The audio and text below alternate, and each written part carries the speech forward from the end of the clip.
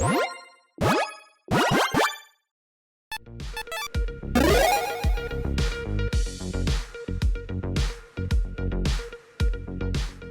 everyone, Mitch coming in for the Commander's Core Studio. Welcome to the show. So, on today's episode, this is going to be a fun one, at least I hope. Well, I think it's going to be fun. I enjoy doing this kind of stuff. I don't know if you do as well, but there was a recent quiz that came out on which Praetor you might be, and yeah, I'm kind of curious as to what it's going to say to me. Now, to be completely honest, I have not filled out this quiz yet at all. I kind of just clicked through and selected the very first, box just to make sure that it would work.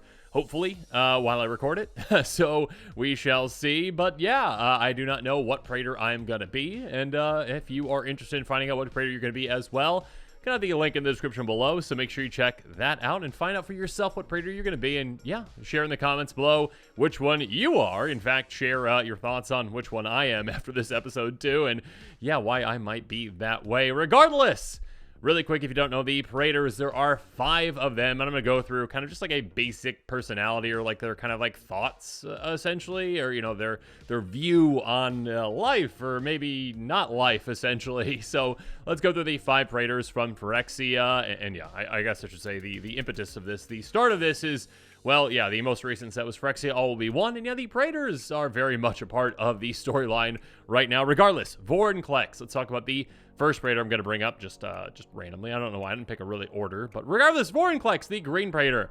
According to MTG Wiki, thank MTG Wiki for existing, you're fantastic. A social Darwinist, he wishes to make New Phyrexia a place hostile to sentience, which he despises, and based solely on the roles of Predator and Prey, of which only the strongest will survive. He rules the Vicious Swarm as its apex predator. Although he is relatively intelligent, he prefers making decisions with primal instinct and solves issues with brute strength and sharp fangs. Now, I guess I might just give you my initial thought. I don't think I'm Vorinclex. We shall see. I mean, I rely on instinct for some things, but not all. So yeah, we'll see, I guess. Moving on, jin-gitaxias.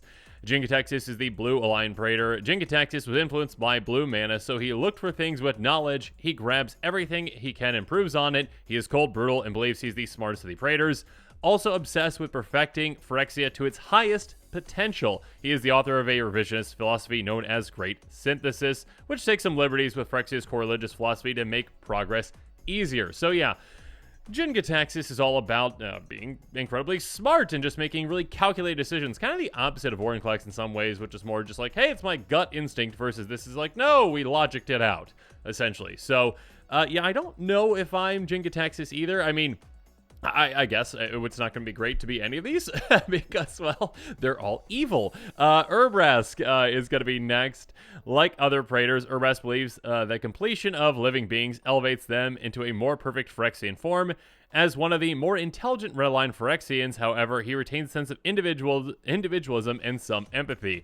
Unlike the other Praetors who forced new recruits into their designs, Urbrask prefers they retain their strongest parts of their original form and contributes these assets to Phyrexia. Secretly, he prefers when beings willingly choose to join New Phyrexia, which I didn't realize happens apparently, but he is not above destroying those who oppose it. So yeah, Urbrask, yeah, the red aligned Praetor, about, some freedom, I guess, some empathy there. So I guess out of all the Praetors, I'd probably prefer to be aligned with Urbrask because, yeah, at least there's some empathy and individualism there, but we shall see what this quiz says I am.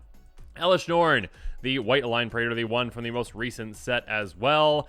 Elish Norn leads the machine orthodoxy. She is an arrogant master manipulator who devoutly believes in her own rhetoric and does not like to be questioned. She is a fascist theocratic dictator who designs monuments in her own image. Although she works with the other Praetors, she wants to be the one leading the charge. Elish Norn designed grand plans for all of Phyrexia and wrote the Argent Etchings, scriptures for her followers. So, yeah, I mean, fascist, theocratic dictator. Definitely hope I don't end up being Elish Norn out of this, but we shall see. Shieldred, the final one, the Black Line Praetor. The Black Line faction led for the moment by Shieldred. I'm not sure why this one specifically says for the moment, but this one does. Had one goal: enslave believers would serve, unbelievers would be made to serve, all would bow to Phyrexia. She is graceful, cruel, and the cleverest of the Thanes. Yeah, her tactics are primarily covert and underhanded, frequently leveraging lies or misinformation.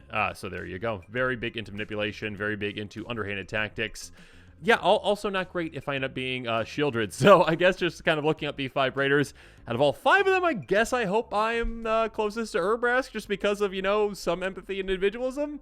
I'm scared to see who I'm going to end up as, but yeah, it's going to be fun to see.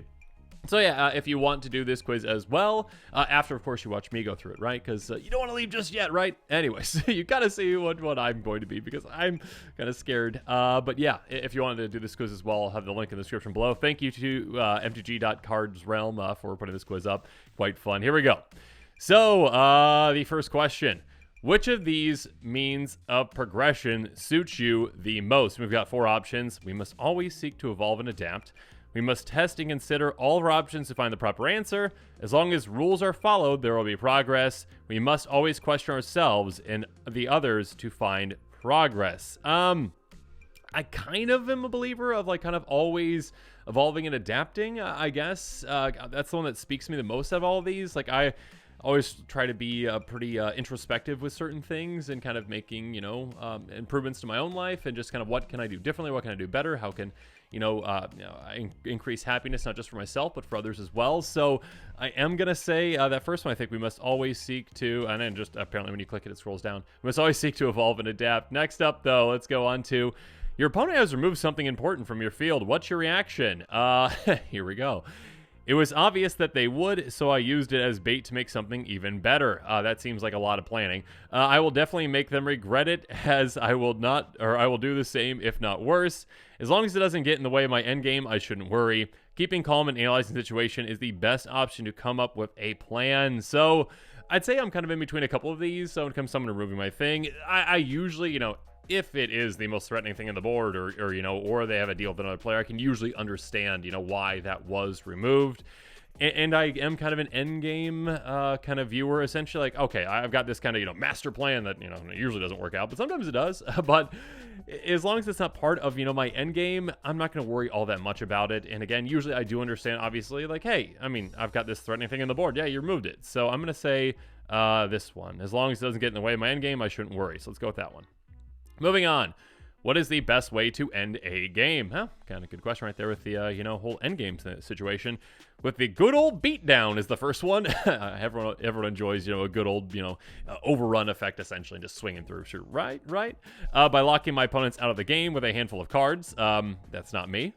Draining their life totals slowly until there's nothing left. Also a good way to go about it. A powerful combo which grants me immediate victory. So, I do like kind of more janky combos, I would say. I wouldn't say powerful ones. I like, like a good old 4-card combo where it's like, oh yeah, it took me all these turns to get Lich's Mastery out in combination with some life gain effects, in combination with, a discard outlet, zombie infestation.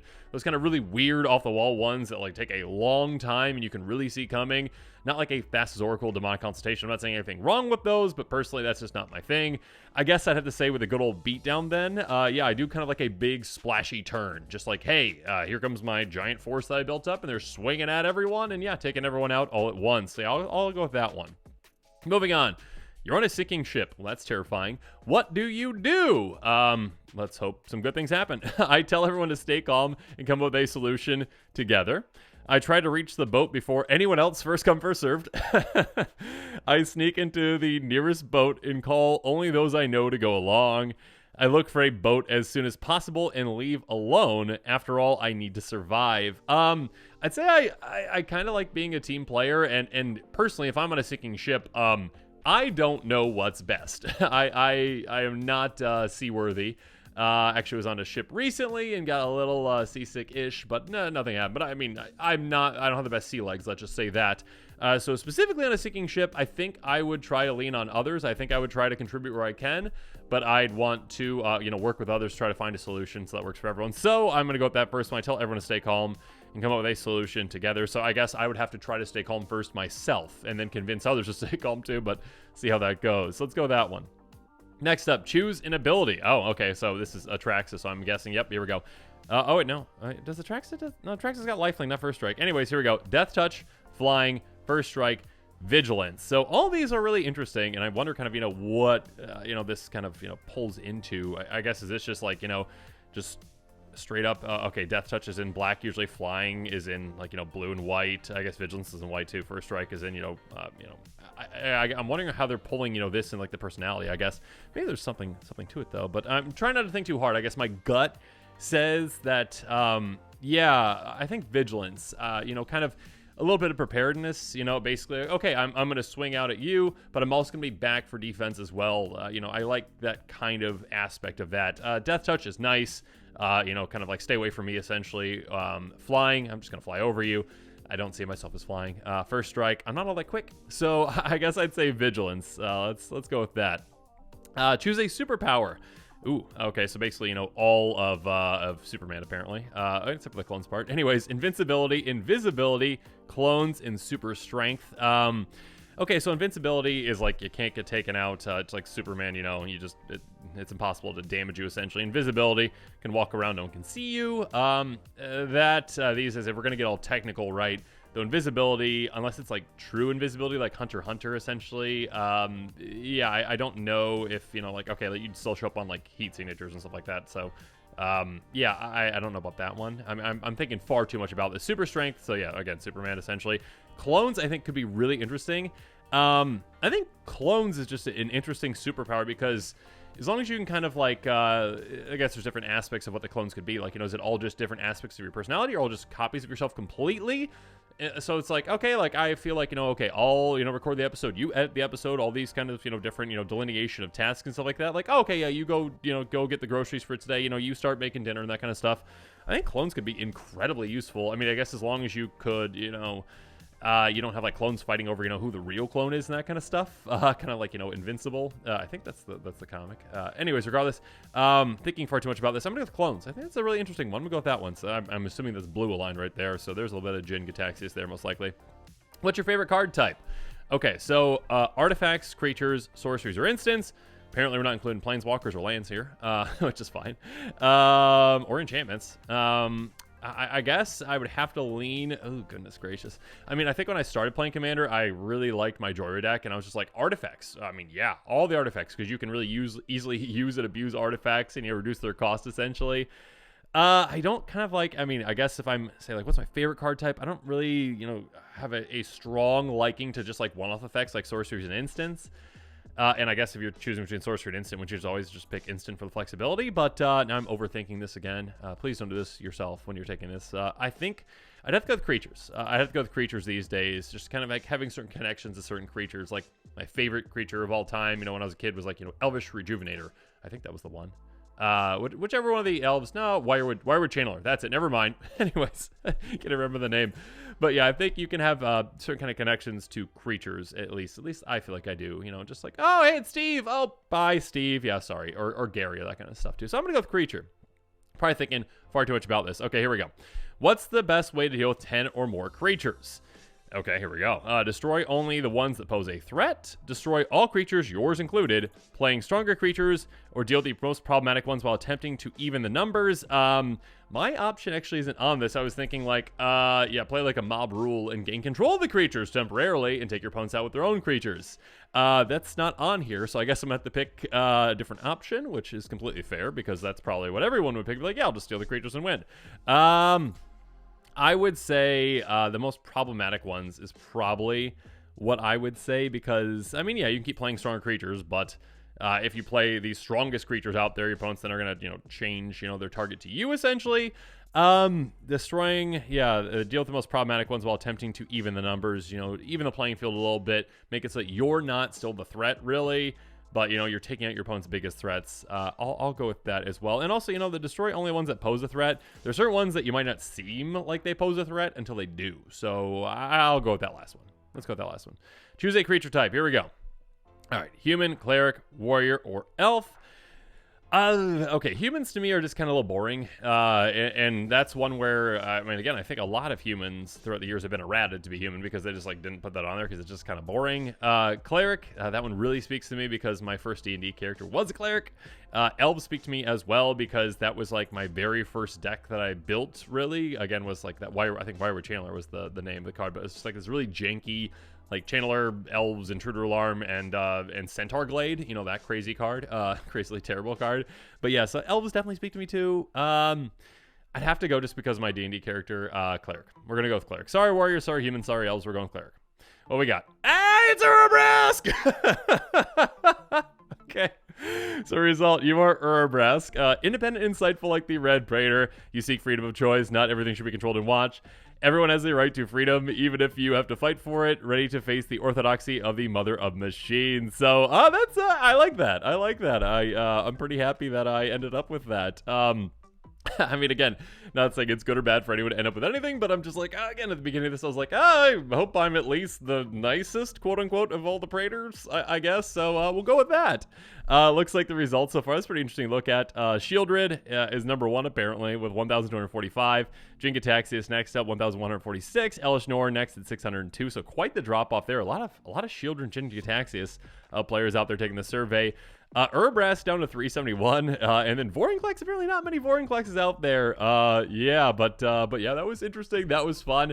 Yeah, if you're interested in taking this survey as well, taking this this quiz as well, make sure you check out that link in the description below, and yeah, let me know in the comments below what one you end up with. So yeah, I hope that you enjoyed this episode. Of course, as always, thanks again, and have a good one.